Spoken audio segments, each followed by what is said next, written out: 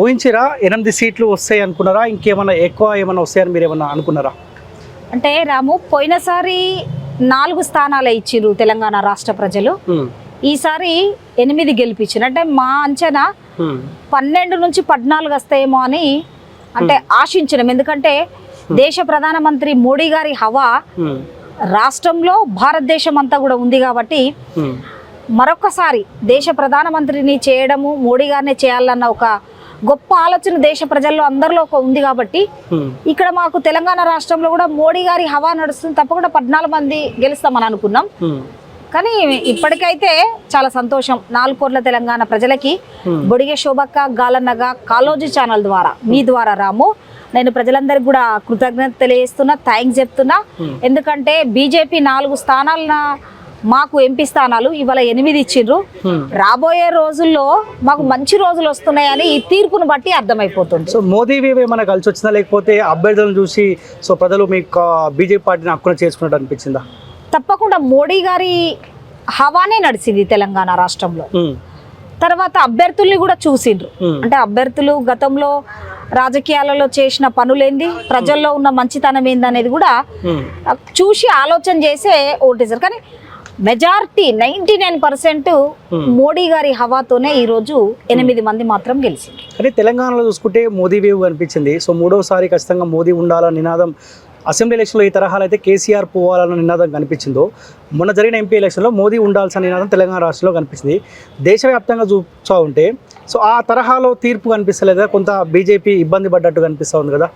అంటే ఇబ్బంది అని కాదు, కానీ ఇక మనకు ఒక 2 స్టేట్లో కొంత మైనస్ వచ్చింది. అంటే ఇక అక్కడున్న కొన్ని ప్రభావాలు అంతే తప్ప. కానీ మేము 300 పైచీలకు వస్తాయని మేము అనుకున్నాం. వన్ సైడ్ 350, 370 వస్తాయి అనుకున్నాం. కాస్త తగ్గింది. అయినా కూడా బాధ ఏం లేదు. దేశ ప్రధానమంత్రి గారు మూడోసారి మాత్రము నరేంద్ర మోడీ గారినే చేసుకుంటారు. అంటే మాకు ఆ నమ్మకం, విశ్వాసం మాత్రం ఉంది. సరే, అక్కడ ప్రభావాలు క్యాండిడేట్ల అంటే అభ్యర్థుల మీద ఉన్న ప్రభావం కావచ్చు, తర్వాత అక్కడ డెవలప్మెంట్ విషయంలో కూడా ఆలోచన చేయవచ్చు. ఆ 2 స్టేట్లో ఇబ్బంది ఏం లేదు తమ్మి. ఇప్పటివరకు అయితే మంచి రిజల్ట్ ఇచ్చిండ్రు దేశ ప్రజలు. సో కాంగ్రెస్ పార్టీ సంబంధించిన ముఖ్యమంత్రి రేవంత్ రెడ్డి కొద్దిసేపటి క్రితం మాట్లాడుతూ ఉన్నాడు. బీఆర్ఎస్ పార్టీ, బీజేపీ 2 పార్టీలు కలిసి పోటీ చేసినాయి కాబట్టి బీజేపీకి 8 సీట్లు సాధ్యమైనాయి. ఇక్కడ ఆత్మ బలిదానం బీఆర్ఎస్ పార్టీ అని చెప్పి రేవంత్ రెడ్డి అంటా ఉన్నారు. నిజంగా బీజేపీ, బీఆర్ఎస్ పార్టీ కలిసి పోటీలో నిలబడ్డాయి అంటే ఏం చెప్తారు? తమ్మి బాగా గుర్తుపెట్టుకోవాలి, రేవంత్ రెడ్డి అన్న గారు, ముఖ్యమంత్రి గారు, బీఆర్ఎస్ బీజేపీ ఎన్నడూ కూడా ఒకటి కాదు. మేము ఒకటైతే రేవంత్ రెడ్డి గారు ఇక్కడ ముఖ్యమంత్రి కాకపోదురు. ఎందుకంటే వాళ్ళు మేము ఒకటైనాం అనుకో, ఇక్కడ మొన్న అసెంబ్లీ స్థానాలు మేమే గెలుతాం కదా. కేసీఆర్ 50, మేము 50 గెలుతాం కదా. 119 స్థానాలలో కాంగ్రెస్ 0 అయ్యి, అవునా కాదా? ఏనాడు కూడా రేవంత్ రెడ్డి గారు అన్న మాట్లాడే మాట హుందాగా మాట్లాడడం నేర్చుకోవాలి ప్లీజ్. ఎందుకంటే ఎప్పుడు కూడా బీజేపీ పార్టీ, టీఆర్ఎస్ ఒకటనే పదము అది ఊత పదం అయిపోయింది. ఇక్కడ అది పనిచేయలే. కానీ నిన్న జరిగిన ఎన్నికలలో మాత్రం కాంగ్రెస్ పార్టీ పెట్టిన అభ్యర్థులు ఇష్టం లేక, తర్వాత టీఆర్ఎస్ నుంచి కాంగ్రెస్ లోకి పోయిన సిట్టింగ్ ఎంపీలు ఉంటారు కదా, ఇప్పుడు చేవేలో ఉంది.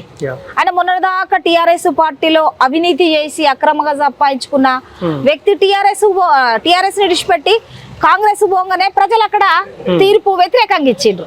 ఎందుకంటే నచ్చిన ఎంపీని మాత్రమే గెలిపించుకున్నారు.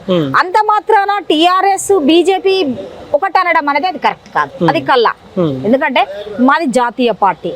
అసెంబ్లీ ఎన్నికలలోనే బీఆర్ఎస్ పార్టీని చీ అని కొట్టిన పార్టీతోని బీజేపీ పొత్తు పెట్టుకోవడము, ఒకటి కావడం అనేది అది కలలో కూడా ఊహించుకోవద్దు. ఈ రిజల్ట్స్ అబ్జర్వ్ చేస్తా ఉంటే బీఆర్ఎస్ పార్టీ ఓట్ బ్యాంక్ మొత్తం బీజేపీ వైపు పోయినట్టు స్పష్టంగా కనిపిస్తా ఉంది కదా. నేను అదే అంటున్నా రాము. ఒకటేమనుకున్నారంటే ఎట్లాగో రాష్ట్రంలో ఓడిపోయినాం, బీఆర్ఎస్ రాష్ట్రంలో ఓడిపోయినాం, కేంద్రంలో దేశ ప్రధానమంత్రిగా మరొకసారి నరేంద్ర మోడీ గారే ఉండాలని పార్టీలకు అతీతంగా ఓట్లేసిండ్రు.